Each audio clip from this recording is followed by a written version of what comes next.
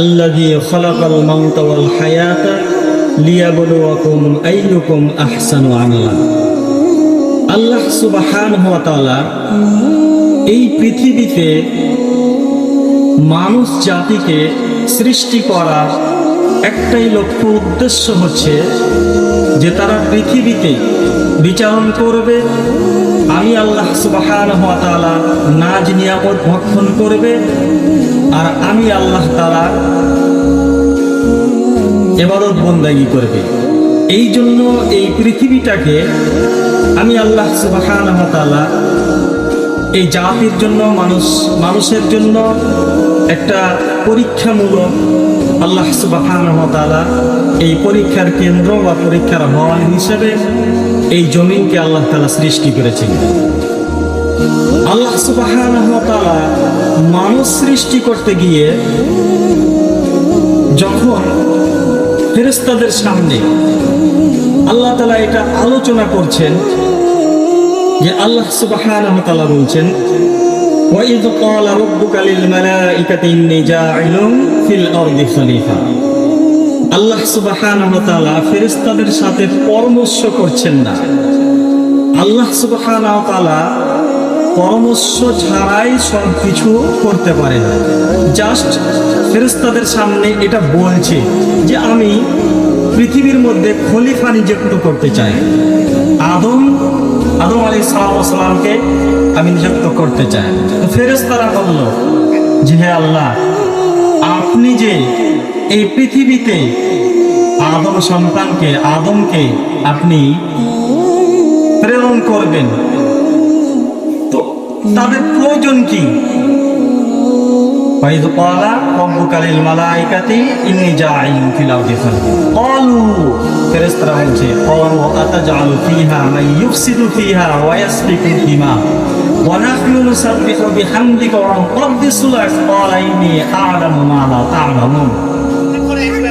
ফেরেশতারা বলছেন, হে আল্লাহ, তুমি তো আমাদেরকে এমন ভাবে তৈরি করেছো যে কিছু কিছু ফেরেশতা আছে যারা আপনার সিজদারত অবস্থায় আপনার তাসবিহ পাঠ করে যাচ্ছে, এমনকি তাদেরকে ওই হালতে ওই অবস্থাতেই আপনি তৈরি করেছেন। তারা তো কিয়ামত পর্যন্ত তোমার শুকরিয়া আদায় করতেই থাকবে।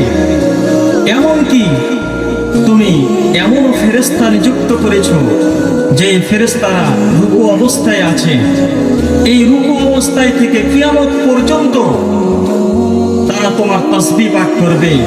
কিছু ফেরেশতা আছে তুমি তাদেরকে তৈরি করেছো, তারা দাঁড়ানো দণ্ডায়মান অবস্থায় তারা তোমার তাসবিহ পাঠ করতেই থাকবে। এই আদম সন্তানকে বা আদমকে পৃথিবীতে আর তৈরি করার কি প্রয়োজন? তারা তো পৃথিবীতে গিয়ে কাটাকাটি, মারামারি, হাঙ্গামা দাঙ্গামা বিভিন্ন কাজে লিপ্ত হয়ে যাবে, পৃথিবীর বিশৃঙ্খলা সৃষ্টি করবে। আল্লাহ সুবহানাহু ওয়া তাআলা তাদেরকে বলল, হে আমার ফেরেশতাগণ, তোমাদেরকে তো আমি শুধুমাত্র একটাই মাদ্দা দিয়েছি, তা তোমরা নেকি অর্জন করবে। কিন্তু পৃথিবীর মধ্যে এমন কিছু আমি মাখলুক তৈরি করতে চাচ্ছি যাদেরকে আমি দুইটা দিক দিব। তারা গুনাহ করবে, আবার আমাকে অনুসরণ করবে। অনুসরণ করার পর সেই গুনাহকে লক্ষ্য করে তারা আমি আল্লাহ তাআলার কাছে ক্ষমা চাইবে এবং নেকিও করবে। তো আমি তাদেরকে পাপ করারও একটা মাদ্দা দিয়েছি, দিব, এবং নেকি করারও একটা মাদ্দা দিব। তো আল্লাহ সুবহানাহু ওয়া তাআলা এই জন্যই আমাদেরকে এই দুনিয়াটা পরীক্ষার হল হিসেবে তৈরি করলেন, কারণ আমরা পাপ করে যেন আল্লাহ সুবহানাহু ওয়া তাআলাকে আবার আমরা অনুকরণ করতে পারি।